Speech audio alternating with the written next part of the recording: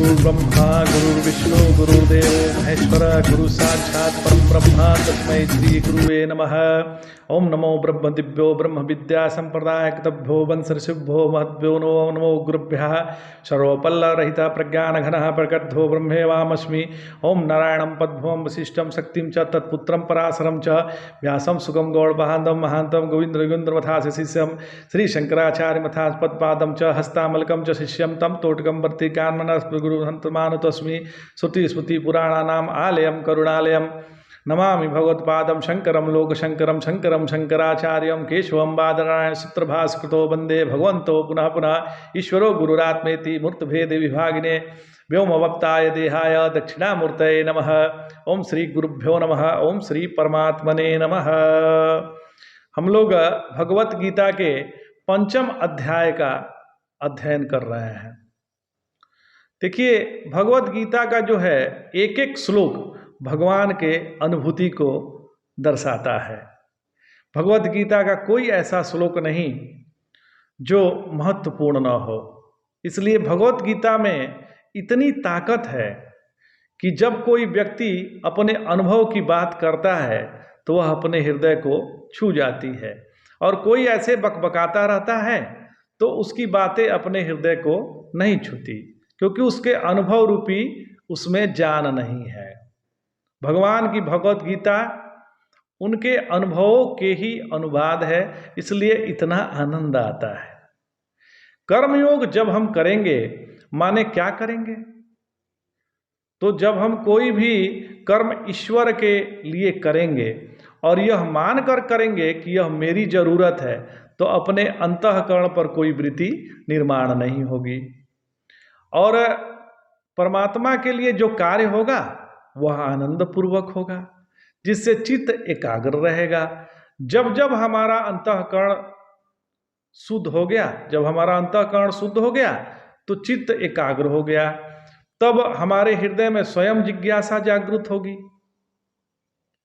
जब हमारा चित्त एकाग्र होगा तो हमारे हृदय में जिज्ञासा जागृत होगी।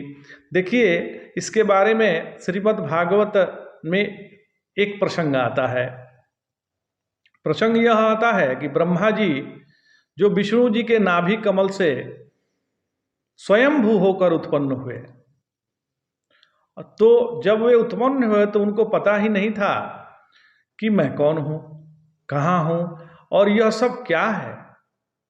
तो वे अपनी खोज के लिए उस कमल के नाल के अंदर चले गए, उसके डंठल में खोजते रहे कि मैं कौन हूँ, मेरा उद्गम स्थल कौन है। इस प्रकार से वे अपनी खोज करी, पर पता कुछ चला नहीं और फिर बाहर आ गए। तो इसके बाद उन्होंने तपस्या की, फिर विद्या का अभ्यास किया और समाधि का भी अभ्यास किया। तब उन्होंने जब ऐसा किया तो उन्हें भगवान नारायण का दर्शन हुआ। तो माने हमने कितने भी हम कहें कि हमें मेडिटेशन करना है, पर यह इतना आसान नहीं है। मेडिटेशन कौन कर सकता है? क्या आपने सोचा है कि मेडिटेशन कौन कर सकता है? तो जिसे बाहर जगत के किसी भी विषय वस्तु में इंटरेस्ट नहीं है, उसी के अंतःकरण में ये जिज्ञासा जागृत हो जाती है कि मैं कौन हूँ। जब तक यह जिज्ञासा जागृत नहीं हो जाती कि मैं कौन हूँ, तब तक मेडिटेशन केवल नाटक होता है, होता नहीं है। हाँ, फायदा तो जरूर होता है उस मेडिटेशन का।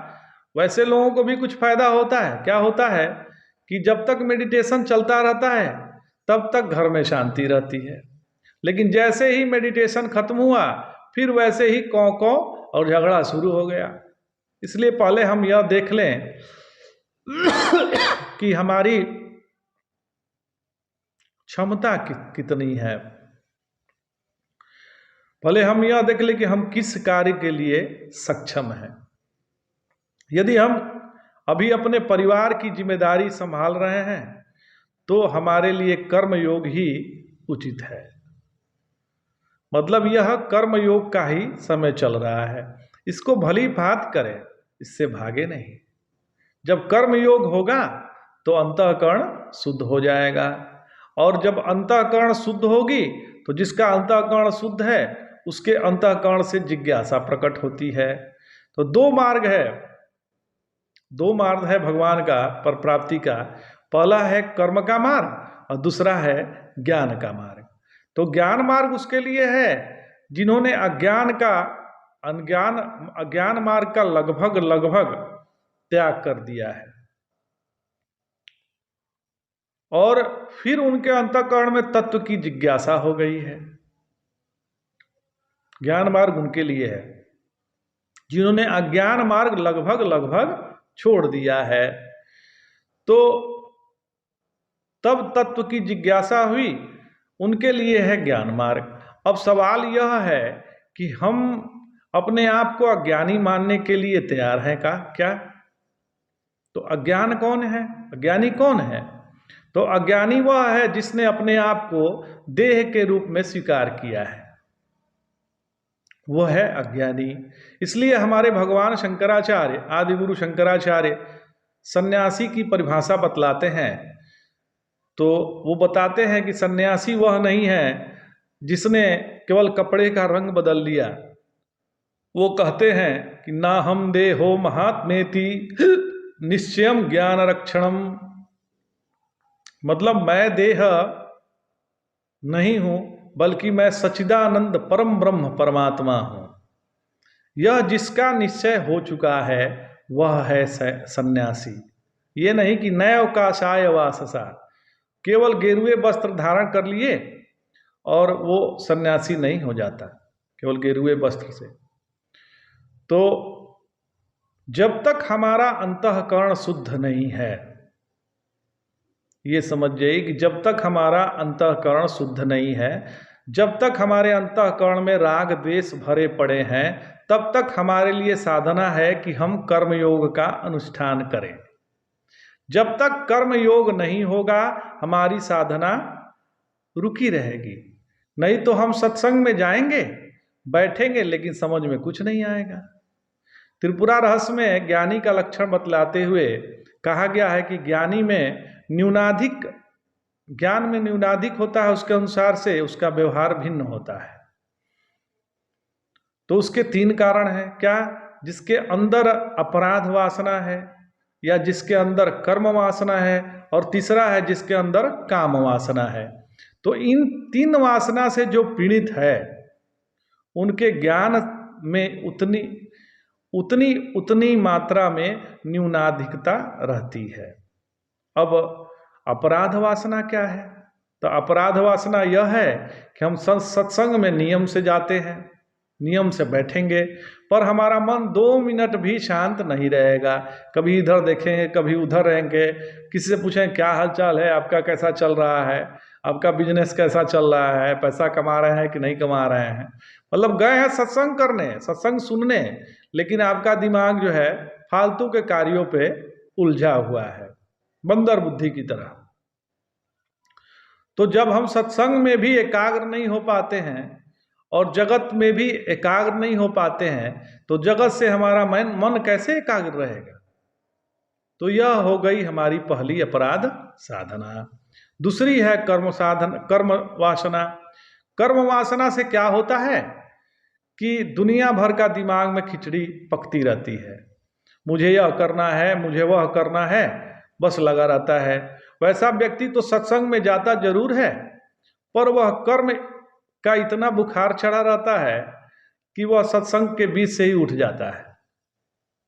तो कर्म वासना उसे चैन से रहने नहीं देती। और तीसरी है वह काम वासना है। तो काम वासना में क्या है कि कामना वासना माने जिन व्यक्तियों के लिए कर्तव्य कर्म ज़्यादा आवश्यक है, उनके लिए कर्म योग का अनुष्ठान ही उपयुक्त है। मतलब काम वासना वाले ऐसे हैं जो कर्तव्य कर्म में ही लगे रहते हैं, हमारा ये कर्तव्य है, हमारा वो कर्तव्य है।